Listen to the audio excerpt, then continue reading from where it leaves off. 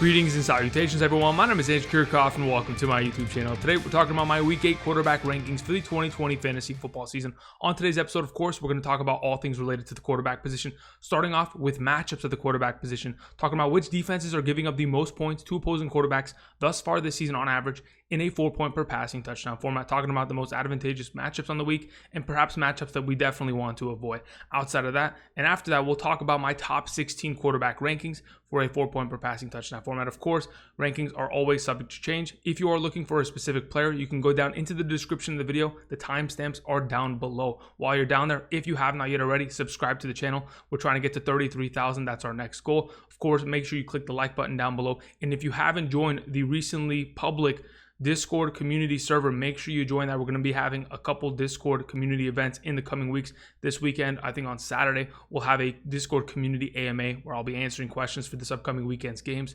So again, we'll be doing that. So make sure you join that. Thank you very much. Also, don't forget that link down in the description is the Discord link. So for those of you who want to join, just click on that and it'll basically figure everything out for you. Especially for those of you who are new, it's a pretty easy setup and way to go going forward. All right. So now that we've covered all of that, let's get into a couple pieces of information for Thursday Night Football specifically, because of course, later tonight, we have the Atlanta Falcons playing against the Carolina Panthers. There is a little bit of a weather concern. If in fact that game is going to be raining in the pregame, we'll keep an eye on it. If it's raining, it's going to obviously lean towards the running backs. As of right now, Christian McCaffrey has not been activated. Mike Davis becomes a top 12 automatic back. As of right now, off the top of my head, I think I have Todd Gurley and Mike Davis back-to-back in my rankings at like rank number 7 and 8, something of that nature. So again, both of them are fantastic plays tonight. As for the wide receivers, I mean, we have 4 great NFC South wide receivers: Julio, Calvin, DJ Moore, and Robbie Anderson. All 4 of those guys, if it's heavily raining and the winds are as bad as they say it is, I might look to, maybe opt out. But to be honest, those are my stud wide receivers. And if I have them on my roster, I'm just going to trust that they can get the job done. As for the quarterbacks, we'll talk about them in a little bit. But just keep an eye on that. I'm just going to hope that the weather isn't crazy later this afternoon in Carolina. So we should be good to go. Okay.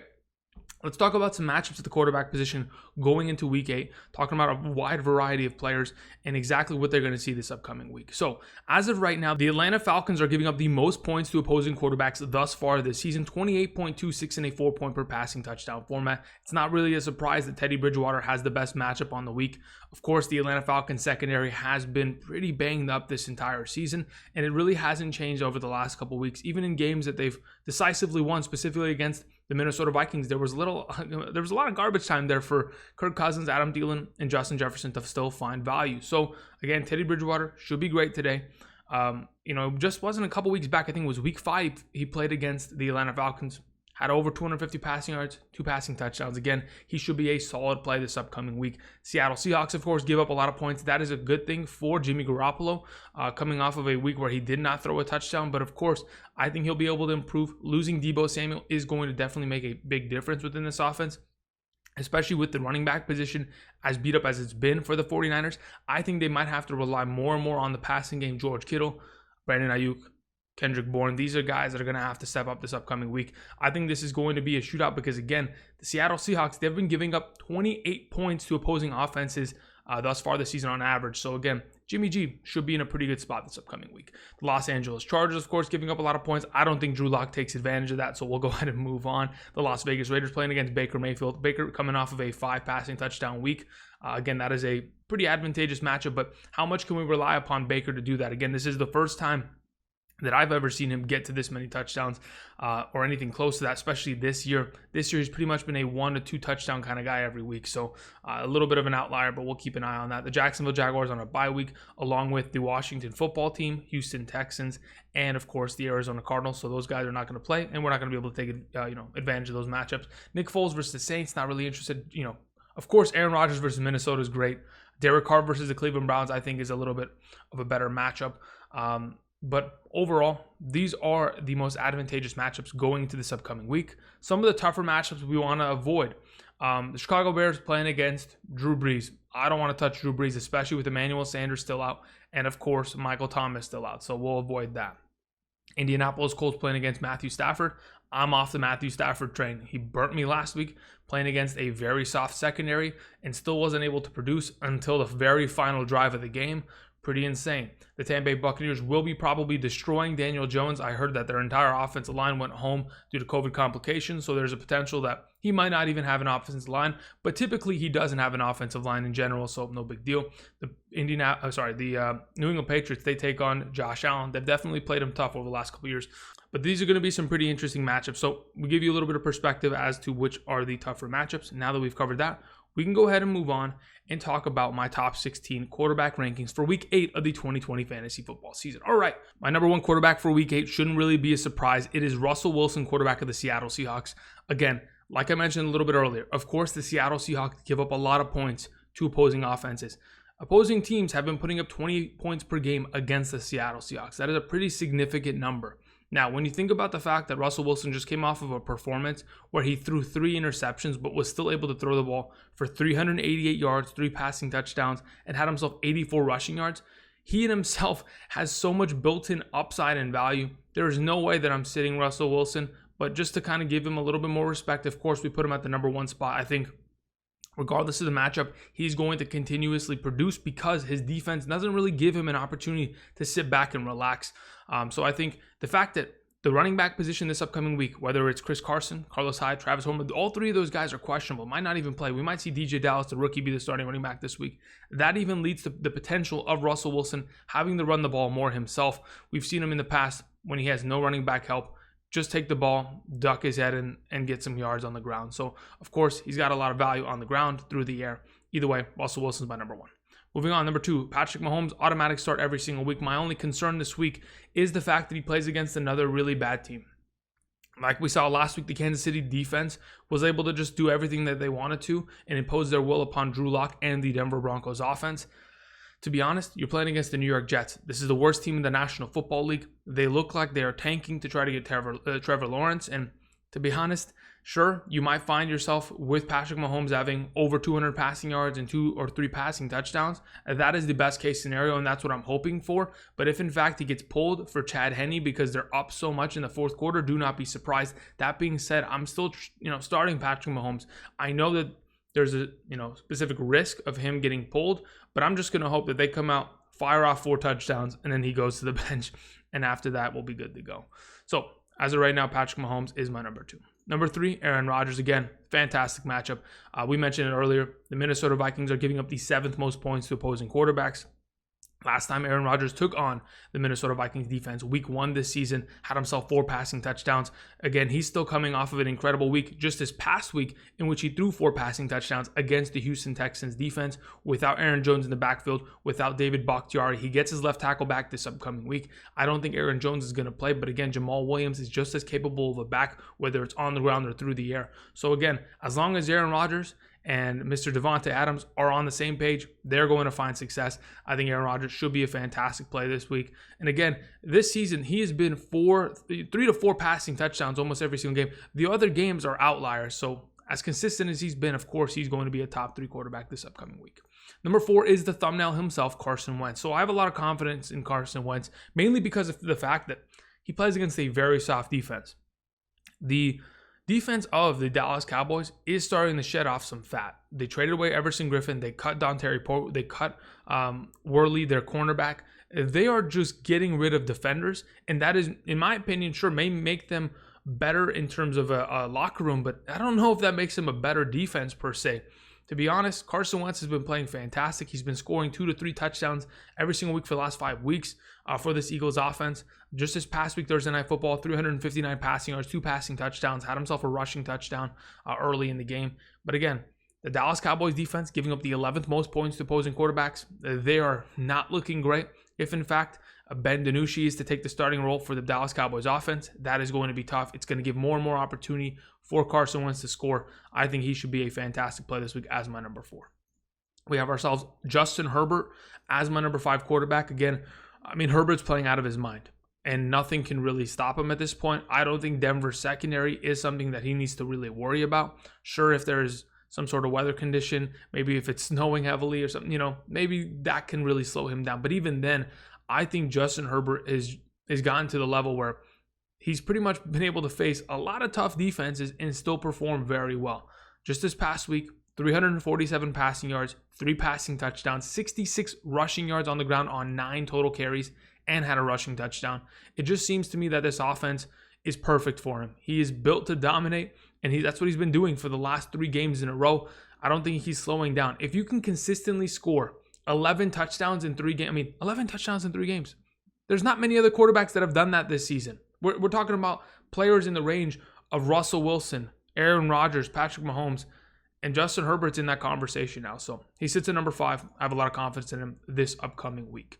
We move on. We have ourselves Ryan Tannehill at number 6. Now, playing against Cincinnati Bengals should be considered one of the better matchups. Of course, Cincinnati isn't one of these teams that is giving up too many points to opposing quarterbacks because, again, a lot of defenses take advantage of them on the ground and are able to consistently run the ball. But if Baker Mayfield can come in and throw 5 passing touchdowns against that secondary, and that secondary is pretty beat up, a couple of their cornerbacks have been missing time, I think Ryan Tannehill is just as capable, if not more capable, to come in and have himself 3+ passing touchdowns against that defense. He went up into the Pittsburgh's den, Heinz Field, and had himself a pretty good game. 220 passing yards, 2 passing touchdowns. Sure, wasn't able to pick up the W at the end, but we'll leave that to Stefan Gostkowski. Ultimately, I think this offense is ready to go. They get Corey Davis back for another week. Jonnu Smith should be far more healthier. We'll talk about him later today on the tight end video. He is in a really advantageous matchup. But I think Ryan Tannehill should be a great play this week as my number 6. My number 7 for this week is Tom Brady. And to be honest, playing against the New York Giants shouldn't really be too big of a deal for him. I think that Giants team is going to be in a lot of trouble. And because of the fact that the Tampa Bay defense is going to be swarming Daniel Jones, it really is going to put Tom Brady in this offense in more and more advantageous positions to score. If and when they take this lead, they're not a team that's going to take their foot off the pedal and let you go. They want to kill you. They were up 18 points on the Raiders at one point, and they were still trying to go down the field and score. So again, I think this team is just all about sending a message, and I think this upcoming week, coming off of another fire week for himself, Tom Brady was at 350 passing yards, 4 passing touchdowns against the Las Vegas Raiders. I think that they could easily go ahead and emulate a similar productive week against the New York Giants. So I think he should be fantastic play this week as my number 7. Number 8, you were wondering, where is Lamar Jackson going to show up on screen? Lamar Jackson's a little bit of a scary play. Now, again, let me explain to you why. Because usually Lamar Jackson last year, this is a guy that you're starting every single week, but there are a lot of tendencies that we see in Lamar Jackson as of right now that are beginning to frighten me. Last season when he played against the Pittsburgh Steelers, that was the worst game of his entire year, even including the Tennessee Titans game in the playoffs. When he played against Pittsburgh, he struggled heavily. I don't think that this is out of the realm of possibility that he could struggle once again. We've seen Lamar Jackson, of course, coming off the bye week, prior to his bye week, have 4 consecutive games of less than 200 passing yards. That in itself is something that we usually weren't used to him, really doing. He was getting it done last year in the passing game, throwing 36 passing touchdowns. Sure, the passing touchdowns are there right now, but the offensive productivity just hasn't kind of found itself. This offense looks like a shell of themselves in comparison. So when we think about what he's capable of doing, of course, the rushing yards are going to get him to his ceiling. If you're going to run for 100 yards and score a touchdown like he did back in week 6, then sure, that's perfectly fine. We'll find some yardage there and we'll find some production. But Pittsburgh's defense is a tougher one. I'm just worried about it. I'm not 100% certain that, Lamar Jackson's done this week. No. He's going to perform well. It's just, temper your expectations, in my opinion. Number 9 for this upcoming week is Josh Allen. And though similar to Lamar Jackson, he's been a guy that has been in this top 5 conversation for the first 2 months of the season, it kind of seems to me that, okay, if in fact we get Josh Allen against the New England Patriots, he's typically struggled against them. Last week had one of the worst weeks I've ever seen him play. Even though his passing completion percentage wasn't completely in the dirt, he was really just checking down the ball every single time to Cole Beasley because he really couldn't do anything. Had 307 passing yards, 0 passing touchdowns. That is a problem.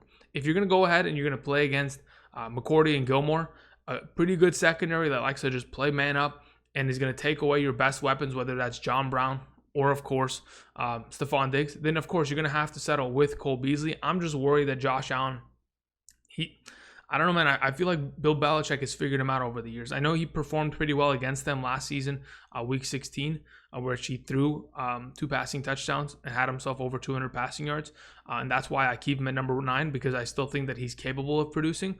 I'm just saying, similar to Lamar, temper your expectations. Number 10 for this week is Matt Ryan. Again, this is another fantastic quarterback, but again, sometimes he's just inconsistent. Last week, 338 passing yards, only 1 passing touchdown against a team in which, yeah, they had it pretty much the entire time. They should have been able to even dominate that Detroit Lions defense. Just wasn't able to get it done. He had himself a fumble here and there because the pass rush got to him. I mean, I talked about the Detroit Lions last week having one of the worst pass rushes. They truly did. But they brought in Everson Griffin now. They're getting on the right track, supposedly. But we'll see. Either way, Matt Ryan, I still think I have a lot of confidence in him tonight. If, in fact, everything is going according to plan, there isn't a weather concern in which, a guy like Matt Ryan, who's a dome quarterback, can go out there make some mistakes due to the weather. So I think against Carolina, this should be a back and forth, shootout of a matchup. I'm perfectly fine throwing out Matt Ryan as my number 10. Number 11 is Teddy Bridgewater, and I think him and Matt Ryan could theoretically be interchangeable in my eyes. I wouldn't mind putting Teddy Bridgewater at 10 or Matt Ryan at 11 and switching them back and forth. It's just up to you and what you think is going to transpire in this game. I think it'll be a higher scoring matchup between both these teams. Both teams that, of course, have good running backs, but even better wide receivers, and that is where it's going to potentially unlock their ceiling and their potential for this upcoming week. So I think Teddy Bridgewater, who's coming off a fantastic week again, he played against the New Orleans Saints last week. It was a fantastic revenge game, 23 completions on 28 total passing attempts, an 80% passing completion percentage, 250 passing yards, 2 passing touchdowns. So again, he plays against the defense to give up the most points to opposing quarterbacks. Just seems to me that Teddy Bridgewater is an automatic play this week. Teddy 2 gloves. Joe Burrow's 12. So Tennessee defense, not great. They give up the 10th most points to opposing quarterbacks. Joe Burrow's coming off a pretty good week, to say the very least. 4 total touchdowns, 400 passing yards. He always plays well against Cleveland's defense. Now the question is, what exactly are we going to see from this Tennessee defense? Because I've seen Joe Burrow in the past, when he plays against tough defenses like Indianapolis, he will disappear at times. He won't score.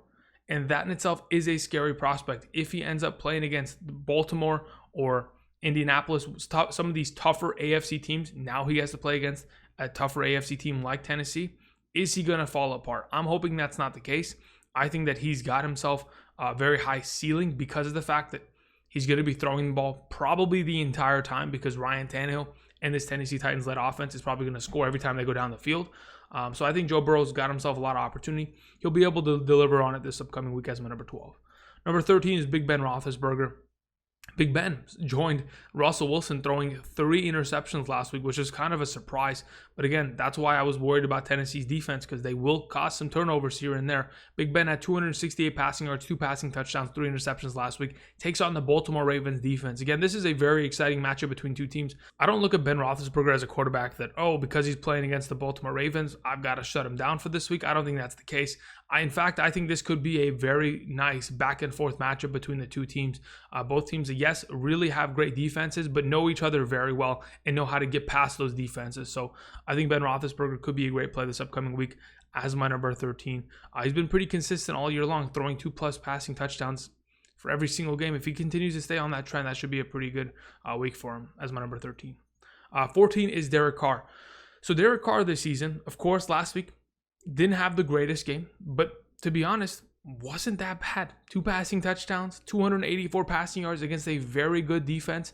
Thus far this season, he's been on a streak of 2 passing touchdowns or more for the last, 5 games? So he is getting on this track of where he's consistently producing.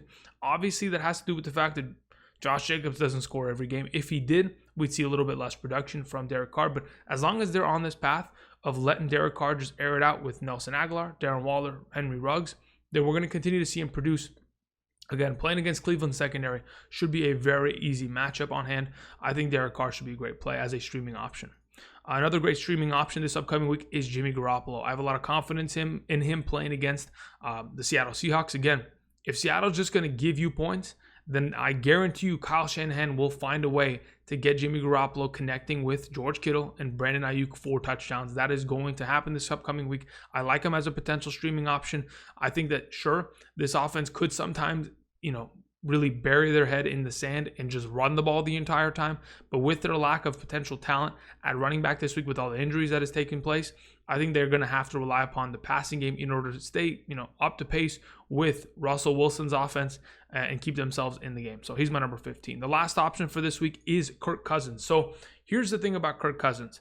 Even though he hasn't been one of the better quarterbacks, even though he turns over the ball consistently and makes terrible mistakes, he is a very good garbage time quarterback. He will get it done in the second half, regardless of the first 30 minutes of the game. So, as of right now, I think Kirk Cousins against Green Bay, similar to how he did it in week 1, could end up getting smacked in the first half, coming back in the second half.